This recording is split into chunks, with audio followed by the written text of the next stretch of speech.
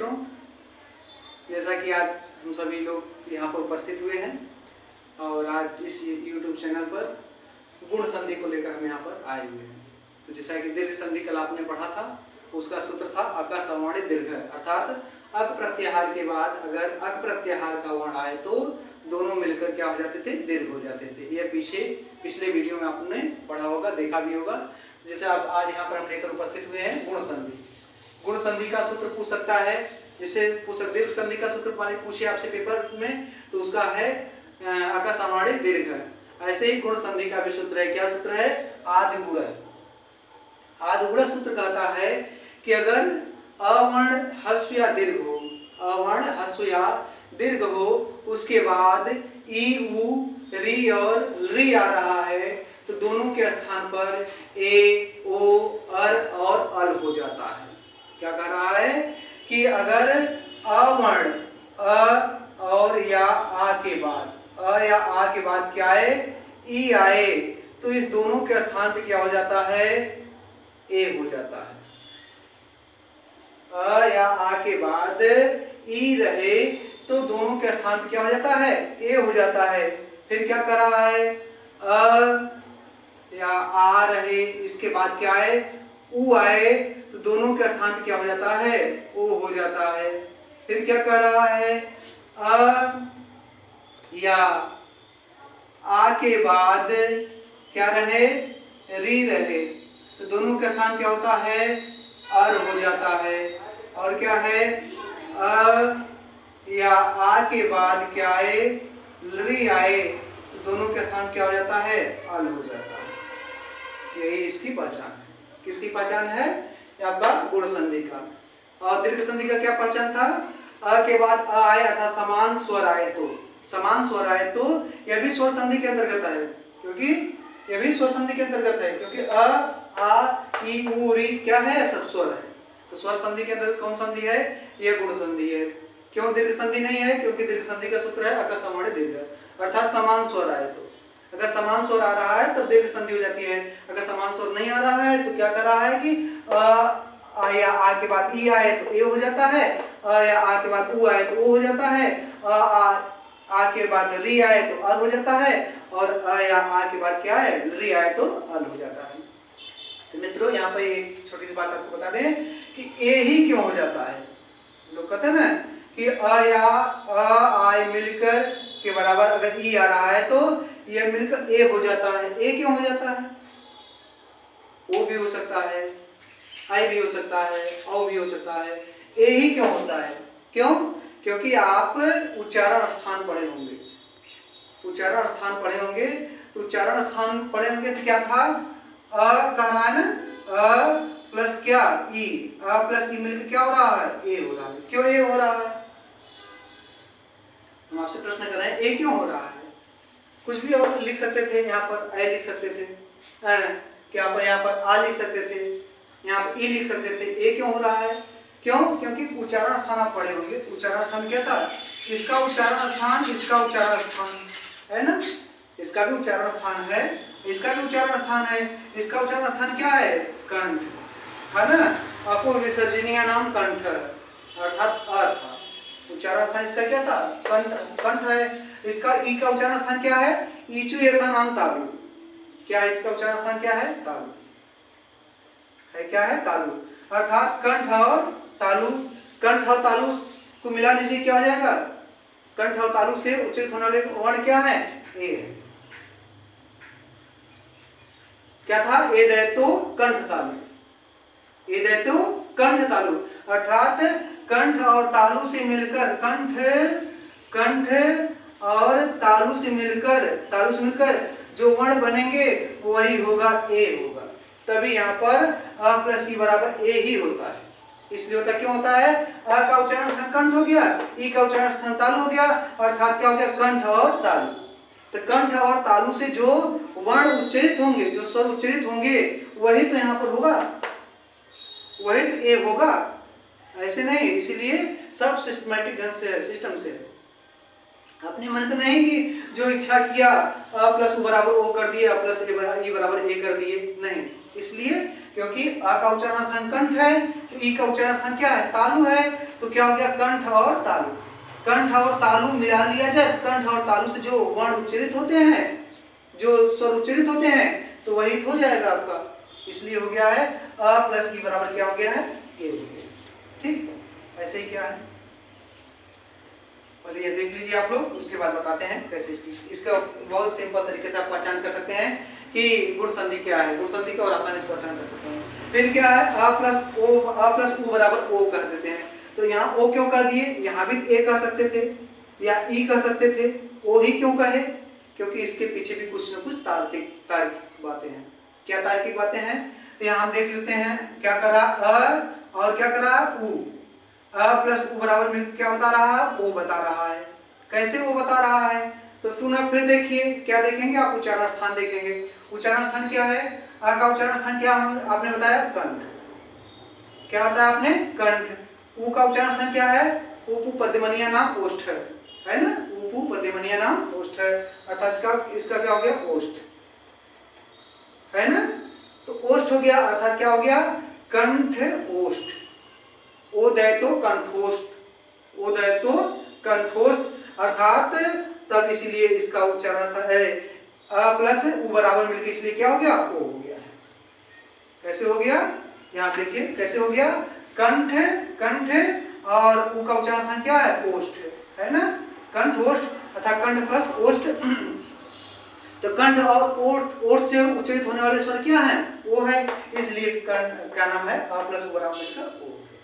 ठीक, तो आइए आपको दिखाते हैं तो कैसे इसकी पहचान करेंगे और कैसे इसको हल करेंगे। तो देखते हैं एक उदाहरण के रूप में। तो आप लोग जान जाइए क्या है, अ या आ, इसको क्या कहते हैं, पूर्व वर्ण, और क्या कहते हैं उसके बाद क्या होता है, पर वर्ण है ना। अ प्लस उ बराबर अ और उ बराबर दोनों मिलकर क्या हो गया है, ओ। यहाँ बताया गया ओ, इसको कहते हैं पूर्व पद कह सकते हैं या वर्ण भी कह सकते हैं, और इसको पर वर्ण, पर वर्ण, पूर्व और पर वर्ण। पूर्व और पर वर्ण मिलकर क्या हो जाते हैं, अ प्लस ई बराबर क्या हो गया, ए, अ प्लस उ बराबर ओ, अ प्लस री बराबर अर, अ प्लस री बराबर अर। तो ठीक है, आइए अब देखते हैं, उदाहरण देखते हैं इसके समान कैसे उदाहरण देखा जाता है। क्या है, उपेंद्र, उदाहरण क्या है,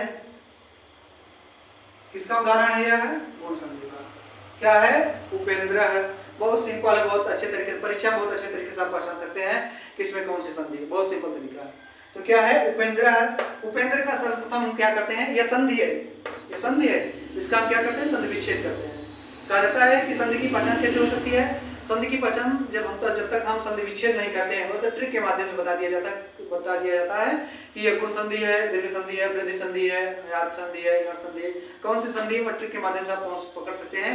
लेकिन वास्तव में देखा जाए तो किसी की अगर पहचान हम करते हैं तो उसका जब तक संधि विच्छेद नहीं करते हैं, जैसे हम बाटी बनाते हैं, बाटी बनाए हुए हैं आप, अगर आप कह दिया जाए कि बाटी बना है, तो बाटी यदि खड़ी दे दिया जाए, ऐसे खड़ी दे दिया जाए, तो अगर हम आपसे कहें कि कौन सी बाटी कैसे क्या है या कैसे मिला है, क्या बना है, कैसे बना है, जब तक आप उसको विच्छेद नहीं करेंगे, अलग नहीं करेंगे, फोड़ेंगे नहीं, तब तक आप नहीं बता सकते हैं कि इसमें कौन सा मसाला पड़ा हुआ है, कौन सा क्या पड़ा हुआ है, कौन सा क्या। अर्थात किसी की पहचान आप तब कर सकते हैं जब उसको आप क्या कर सकते हैं, बिखेर सकते हैं, अलग करेंगे। तो ऐसे ही संधि की पहचान कैसे हो सकती है, जब तक इसका संधि विच्छेद करेंगे तब आपको पहचान सकेंगे इसमें कौन सी संधि है। तो क्या है, देखते हैं। उपेंद्र, उपेंद्र का संधि विच्छेद करेंगे, हो जाएगा उप धन इंद्र, उप धन इंद्र। तो आप देखेंगे कि कौन सी संधि है, तो यह स्वर संधि के अंतर्गत आ रहा है। क्यों, क्योंकि यहाँ उप में क्या है, उप के प में क्या है, यहाँ पर अ वर्ण है, और अ वर्ण के बाद क्या है, इंद्र का ई आया है। इसको क्या कहते हैं, पूर्व पद, ये पूर्व पद है, और यह क्या है, उत्तर पद। पूर्व पद के प में क्या है, अ है, और उत्तर पद के इंद्र में क्या है, ई है, अर्थात अ और क्या आया है, ई आया हुआ है, अ और ई आया हुआ है।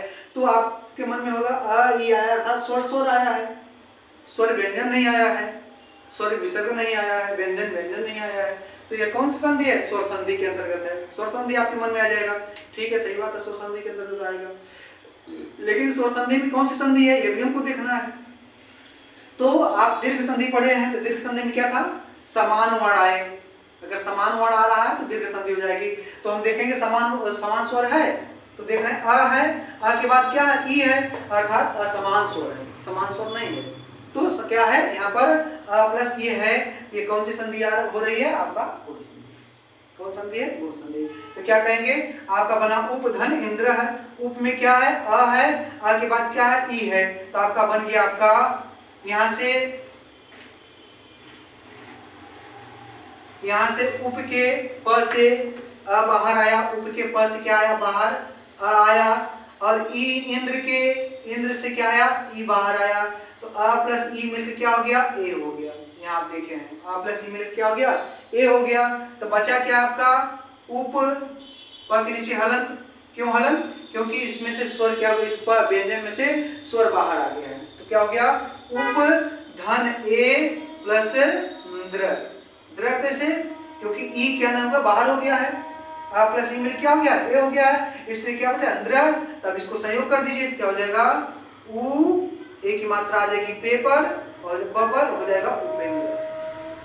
क्या हो गया, उपेंद्र है। इस प्रकार से आप पूछ सकता है कोई कि उपेंद्र में कौन संधि है, तो आप बता सकते हैं गुण संधि है।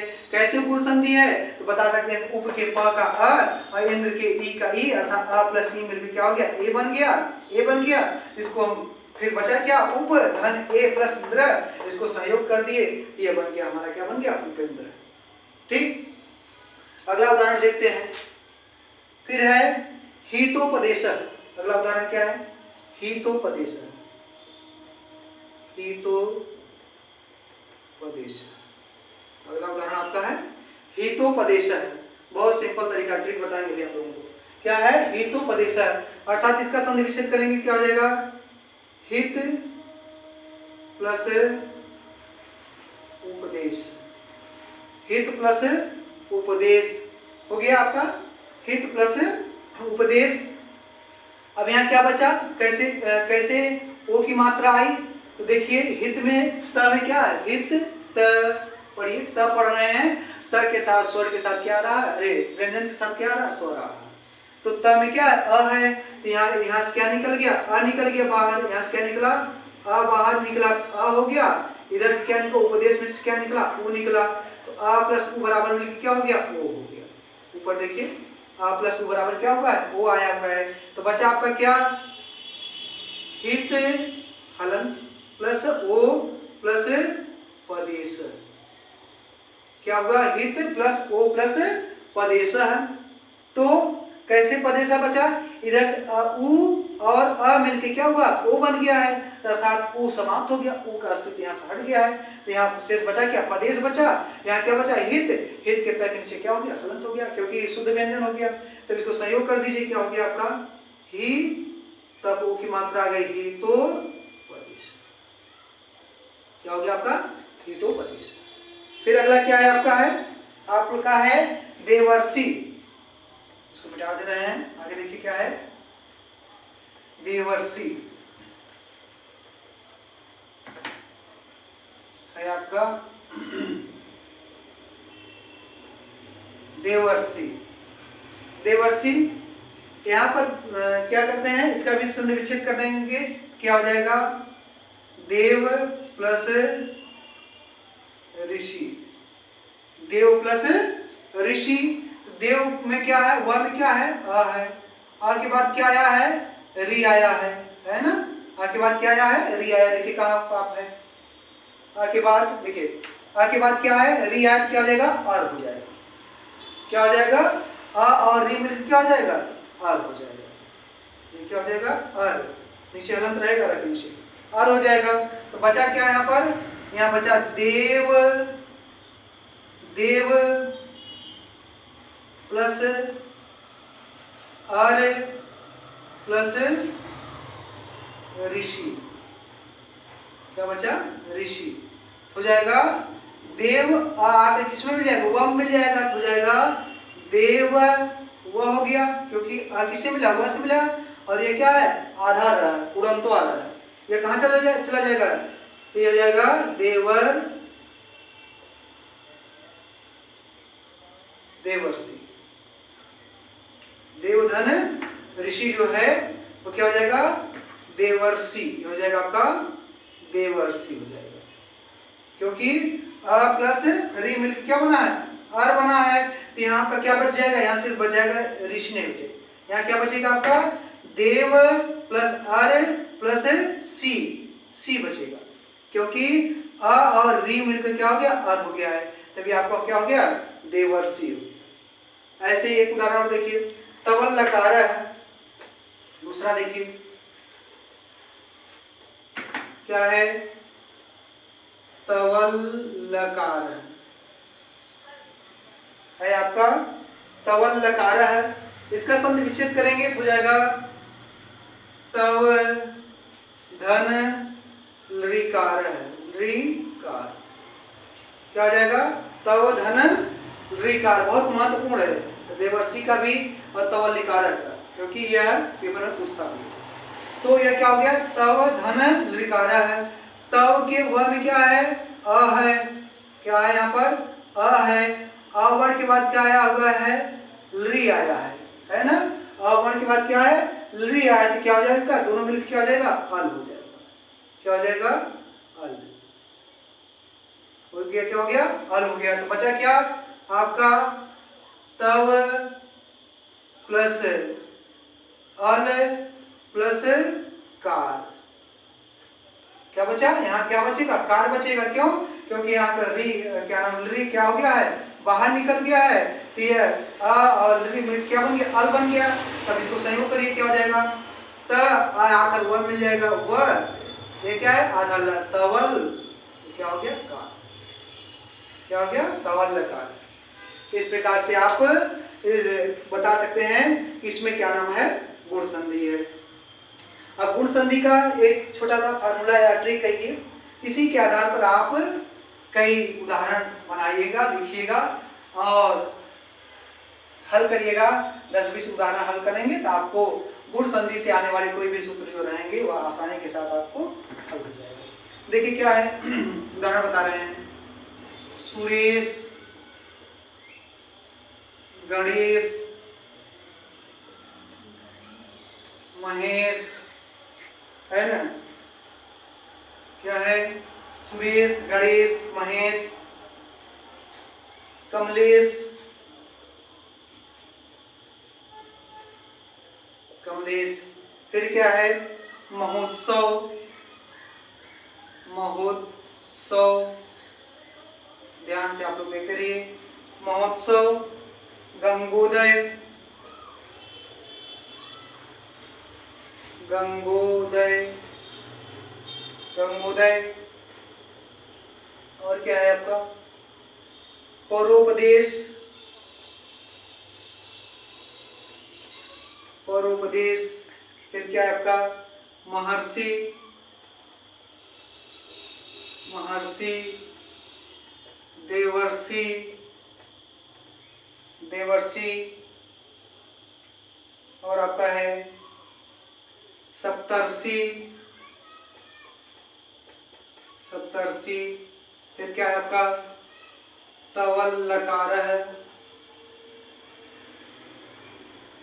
तवल लकार है। अब देखिए आप यहाँ से आप पकड़ सकते हैं कि यह क्या है, गुण संधि है। जैसे आपको उसमें बताए थे कि बीच वाले शब्द में, बीच वाले शब्द में क्या, बीच वाले शब्द में अगर आ की मात्रा दिखाई दे, बड़ी की मात्रा दिखाई दे, बड़ा उ का मात्रा दिखाई दे, तो आप सीधे मार दीजिएगा, दीर्घ संधि मार दीजिएगा, आंख मूंद के मार दीजिएगा, दीर्घ संधि मार दीजिएगा। ऐसे ही मित्रों, ऐसे ही बच्चों, इसमें भी आप पता कर सकते हैं कि गुण संधि की क्या पहचान है। गुण संधि की पहचान है बीच वाले ही शब्द में एक खड़ी पाई एक कुंडली, क्या देखेंगे, या तो एक चुटिया रहेगी, या तो एक चुटिया रहेगी, या तो एक खड़ी पाई एक चुटिया रहेगी, बीच वाले में देखिए क्या है ना, सुरेश एक ही मात्रा है, एक चुटिया है, एक चुटिया अगर रहे तो एक चुटिया अगर दिखाई दे सीधे आप कहिए गुण संधि करिए। ये अपवाद है, कहा कैसे कुछ मिलेंगे आपको, अयादि संधि मिल जाएंगे, तो आप ये मत कहिएगा कि नहीं आप क्या नाम है, एक चुटिया वाला कहीं अयादि संधि में आते, वो तो अपवाद के रूप में देखा जाएगा। तो अर्थात अगर आप देखेंगे कि एक की मात्रा आपको दिखाई दे रही है बीच वाले में, देखिए सुरेश, सुरधनीश, सुरेश गणेश, गणधनीश, महेश, महाधनीश, अर्थात एक ही मात्रा दिखाई, कमलेश, कमलधनीश है, अर्थात बीच वाले में क्या दिखाई दे रहा है? अगर एक ही मात्रा दिखाई दे, एक ही मात्रा दिखाई दे तो आप सीधे क्या करिएगा? गुण संधि लगाइएगा। फिर क्या देखिए, महोत्सव, महाधन उत्सव, एक खड़ी पाई एक हुंडी, एक खड़ी पाई एक हुंडी, गंगोदय, गंगाधन उदय है, एक खड़ी पाई एक हुंडी, परोपदेश है, पर धन उपदेश है, एक खड़ी पाई एक हुंडी। अगर दिखाई दे सीधे आपको ये कौन सी संधि है? गुण संधि है। फिर क्या है, जहां पढ़ने पर आपको अर की आवाज आए, अर की, देवर्षि आ रहा है ना, देवर्षि, अर्षि, अर्षि आ रहा है ना, देवर्षि, सप्तर्षि आ रहा है ना। फिर क्या है, महर्षि, अर्थात अर्षि, अर्षि आ रहा है, लास्ट में आ रहा है ना, अर्थात जहां अर की आवाज दिखाई दे, अर का बोध हो तो आप सीधे लगा दीजिएगा गुण संधि। और तवल्लकारा है, तवल्लकारा में भी एक दो हल कर लीजिएगा, दो चार हल कर लेंगे तो आपको भी पता चल जाएगा तवल्लकारा में कौन संधि है, गुण संधि। अर्थात इस आधार पर आप गुण संधि के लगभग 10 से 20 उदाहरण आप किसका, जैसे सुरेश, गणेश, महेश, अ प्लस ई बराबर ए, अ प्लस उ बराबर ओ, अ प्लस री बराबर अर, अ प्लस री बराबर अल, अर्थात इससे संबंधित 10 से 15 या 20 उदाहरण इससे आप तैयार कर लीजिएगा। आपका गुण संधि से आने वाले सारे सूत्र हल कर सकते हैं। इस प्रकार से मुझे ऐसा आशा है कि आप लोगों को ये समझ में आ गया होगा। अगर नहीं समझ में आया होगा तो आप कमेंट करिएगा, फिर किसी न किसी तरीके से हम आपको फिर समझाने का प्रयास करेंगे। तो मित्रों, हमारे इस चैनल को आप लोग लाइक करिए, सब्सक्राइब करिए और शेयर करिए, और आशा यही करते हैं कि आपको ये समझ में आ गया होगा। और इस वीडियो को, हमारे वीडियो को बार बार क्या करिएगा, देखने का प्रयास करिएगा। तब तक के लिए मुझे शुभ रात्रि।